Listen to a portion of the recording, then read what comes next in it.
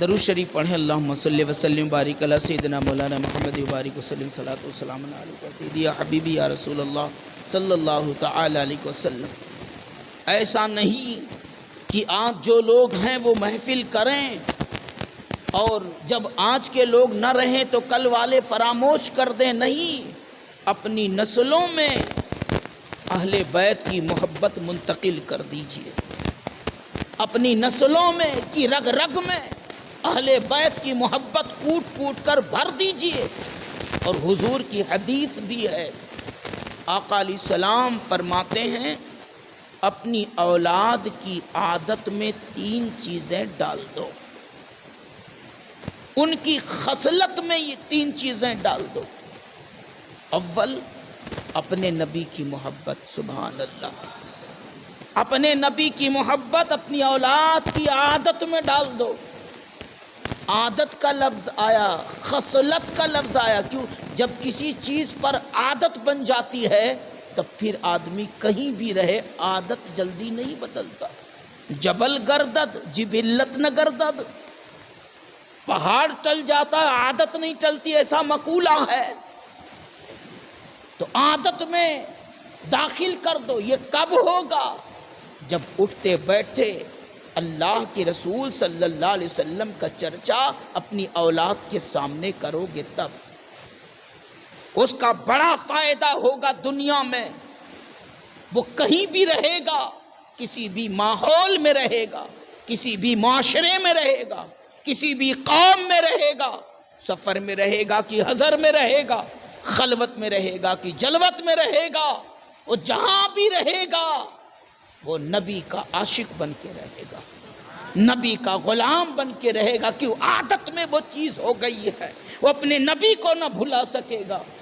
تو دنیا میں نبی کا عاشق بن کے رہے گا، جہاں جائے گا اللہ کی رحمتوں سے نہاتا رہے گا، اور قبر میں جائے گا تو فرشتے استقبال کریں گے، گویا کی یوں کہے گا، قبر میں لہرائیں گے تا حشر چشمے نور کے، جلوہ فرما ہوگی جب طلعت رسول اللہ کی۔ یاد آ گئے بلال حبشی، جب وصال کی گھڑی آئی آپ کی زوجہ محترمہ رونے لگی، ان کی آنکھوں سے آنسو جاری ہو گئے۔ بلال حبشی مگر مسکرا کے پوچھتے ہیں کیا ہوا، کیوں رو رہی ہو؟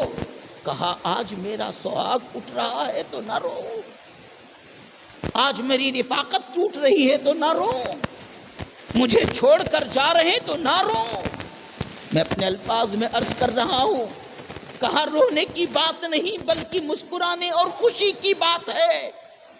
میں جا رہا ہوں پر یہ تو دیکھو کہاں جا رہا ہوں، محبوب سے ملنے جا رہا ہوں، آقا کا دیدار کرنے جا رہا ہوں۔ جس آقا کے دیدار کے لیے تڑپتا رہا اسی کے دیدار کے لیے جا رہا ہوں۔ اور 2 لائن جوڑ دوں، بلال حبشی حضور کے وصال کے بعد صدمہ برداشت نہ کر سکے، مدینہ چھوڑ دیے۔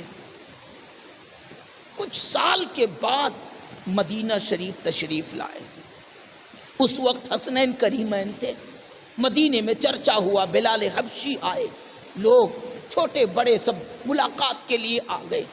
سب نے اصرار کرنا شروع کیا کہ بلال اذان سنا دو۔ کہا نہیں، میں نے اذان بند کر دیا، اب نہیں پڑھتا ہوں۔ کہا سنا دو، کہا نہیں مت پڑھوائیے مجھ سے اذان۔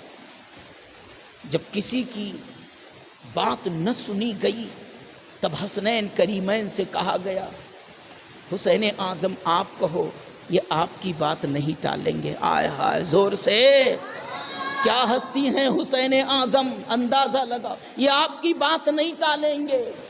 حسن مجتبیٰ آپ کہو، یہ آپ کی بات نہیں ٹالیں گے۔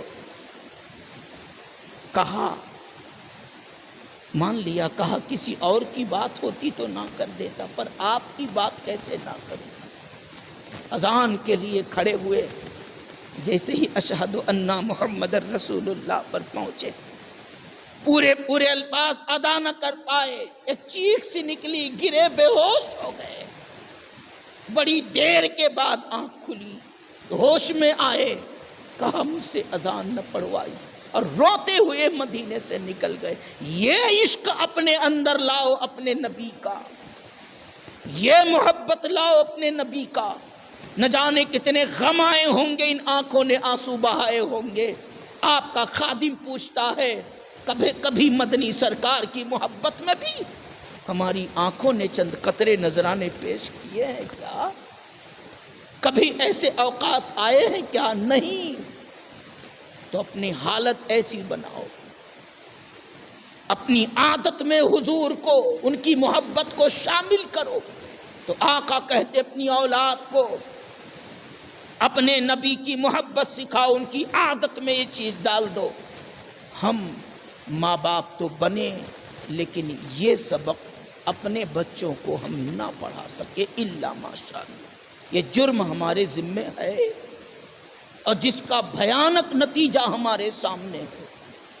اگر ہمارے گھروں میں بچے نبی کا عاشق بنائے جاتے تو آوارہ نہیں بنتے، شرابی نہیں بنتے، جواری نہیں بنتے، گانجا بھانگ کے عادی نہیں بنتے، دنیا بھر کی خرافات کے قریب نہیں جاتے۔ مسٹیک ہے ہماری، غلطی ہے ہماری۔ اسی وجہ سے کہا گیا کل قیامت میں ماں باپ کو بھی کھڑا کیا جائے گا اور اولاد کے حوالے سے پوچھا جائے گا۔ رب پوچھے گا کہ اولاد تو ہم نے دی تھی، مگر اس اولاد کو کون سے راستے پر تو نے چلایا تھا؟ تب حساب ہوگا آپ کا۔ جملہ کہیں چبھے نہ، کہہ دینا ڈاکٹر بنا کے چھوڑ دیا تھا، کہہ دینا انجینئر بنا کے چھوڑ دیا تھا، کہہ دینا کالج بنا کے چھوڑ دیا تھا، کالج پڑھا کے چھوڑ دیا تھا، کہہ دینا یہ کرا کے وہ کرا کے چھوڑ دیا تھا۔ کام نہیں چلے گا۔ میں یہ نہیں کہتا کہ اپنے بچوں کو ایجوکیشن نہ دو، وہ بھی ضروری ہے، پر یہاں یہ ضروری ہے کہ جب یہ سوال ہو تب کہو کہ اے اللہ میں نے اپنے بچوں کو تیرے محبوب کا دیوانہ بنا دیا تھا، تیرے محبوب کا عاشق بنا دیا تھا، محبوب کا نعت خواں بنا دیا تھا۔ یہ آپ کے پاس جواب ہونا چاہیے۔ تو اولاد سے متعلق پوچھا جائے گا۔ اس میں ہم فیل ہوئے، معاف کیجیے گا۔ بہرحال دوسری بات میرے آقا فرماتے ہیں اور اپنی اولاد کی عادت میں اپنے نبی کی آل کی محبت ڈال دو، اہل بیت اطہار کی محبت ان کی عادت میں ڈال دو۔ اور یہاں بھی ہم فیل ہیں۔ ایک قوم ہے جسے رافضی کہتے ہیں، وہ اس پر عمل کرتے ہیں،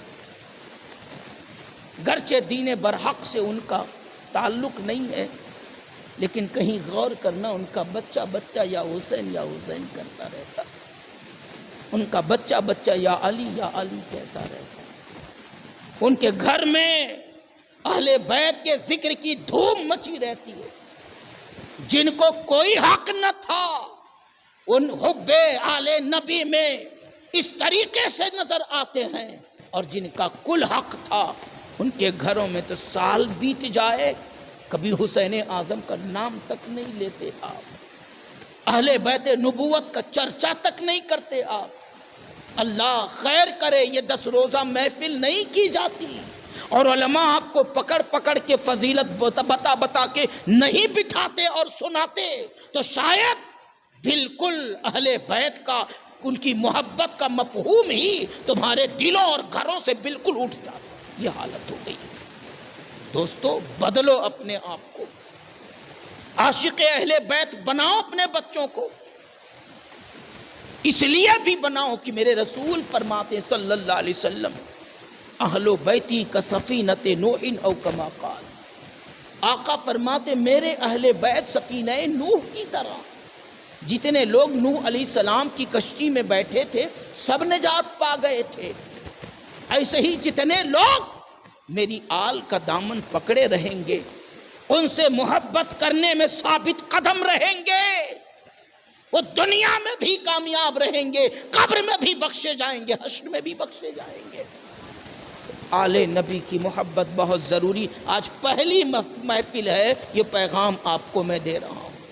بچوں کی عادت میں اس وقت اہل بیت کی محبت آئے گی جب اپنے بچوں میں حسین اعظم کا ذکر کریے، جب ان کے بچوں میں اپنے بچوں میں حسن مجتبیٰ کا ذکر کریے، سیدۃ النساء کا ذکر کریے، مولا کائنات کا ذکر کریے، ان کا چرچا کیجئے، ان کے حالات بتائیے، ان کے واقعات بتائیے، ان کے قصص بتائیے، ان کی قربانیاں بتائیے.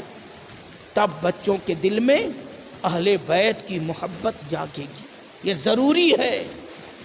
اللہ کریم ہمیں اس پر عمل کی توفیق عطا فرمائے.